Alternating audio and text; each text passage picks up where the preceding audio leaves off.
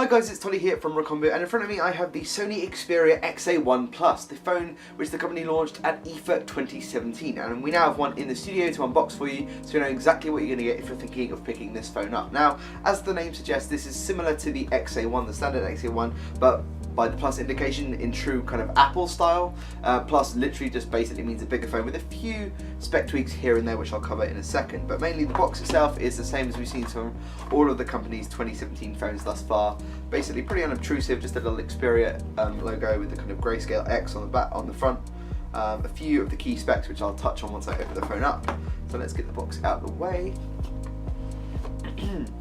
And we have the black model. So there are actually three colour options, unlike we've seen from the likes of the XA1 Ultra, which if you check out unboxing for that phone came in four colours. This one comes in, I believe it's black, white, or maybe sort of a silvery white, and a blue option. There's no gold, there's no pink as we've seen from other phones like the XA1 Compact, for example. So there's the phone itself. This appears to be, based on this icon up in the top here, the dual SIM model. I will just slide that out and press and hold the button, see if we've got any power. Looks like we do, so whilst that's booting up, might make some noises, but just ignore that. Elsewhere in the box we have some paperwork on top, which is just a little disclaimer about some pre-installed applications and a startup guide. So everything you need to know to get the phone up and running, probably exactly as expected, just highlighting some of the key specs and some of the kind of features and functions, what hardware controls are, etc. But I mean, the best way to learn that is to just play with the phone for yourself. And we also have a UK adapter in this box, which sometimes our Sony unboxings don't come with adapters.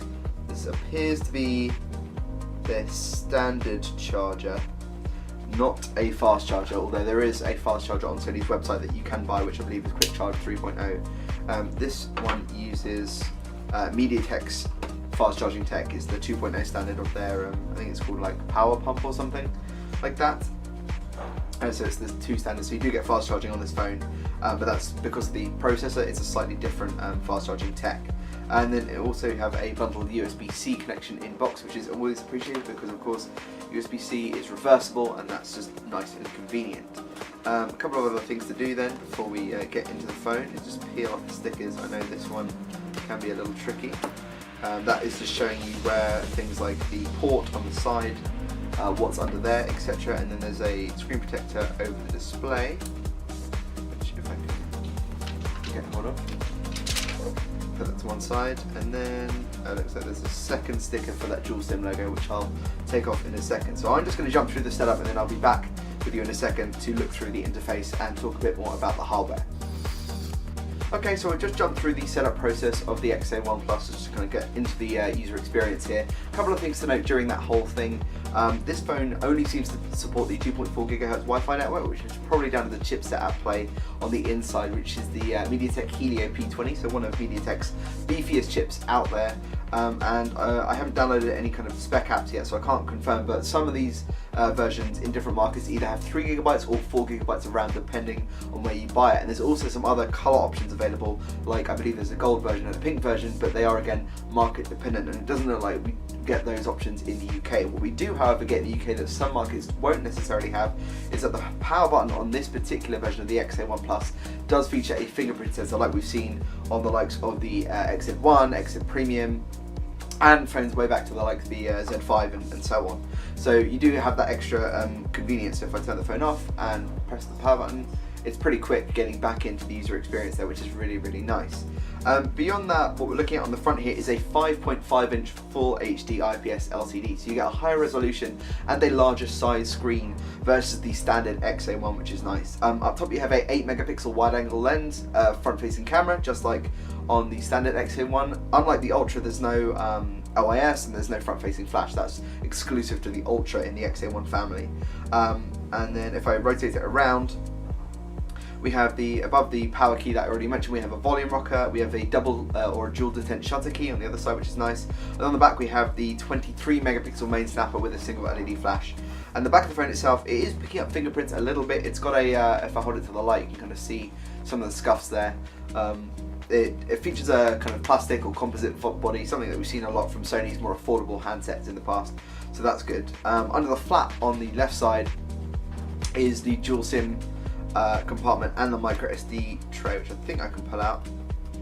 So there you go, there's the dual SIM option there, so if it's 2 nano SIM simultaneously, and you can slot in a micro SD card up to 256 gigabytes on top of the phone's 32 gigabytes of internal storage.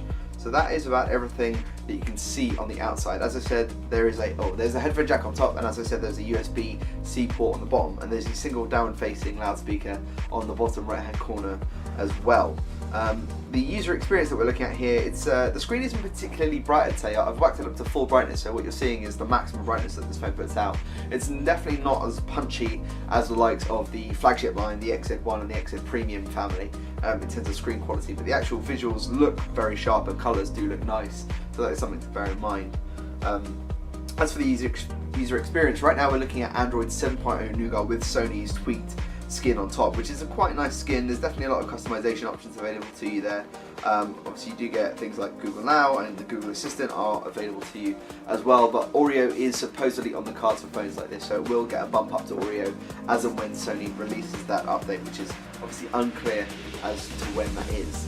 The other thing I should mention is that, as I said, this phone does support fast charging through that MediaTek chipset and the MediaTek functionality, but the battery itself is also larger than the standard XA1, so as well as a bigger, higher resolution screen, you also get a bump up to a 3,430 mAh battery in there, which should last you a nice long time, hopefully about 2 days of use.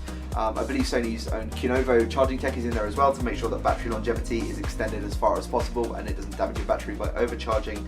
And you get stamina mode, obviously, which is a mainstay of Sony's phones of late. So this phone, I believe, is available now, but we are yet to find a price for it. So if it's not already available, if you can't find it online, it'll be out really, really soon, and pricing will be confirmed as and when that happens. The standard XA1 is £229, I believe, SIM-free. So that should be a good indicator. With the slight spec bumps we're expecting closer to £250, £270 perhaps.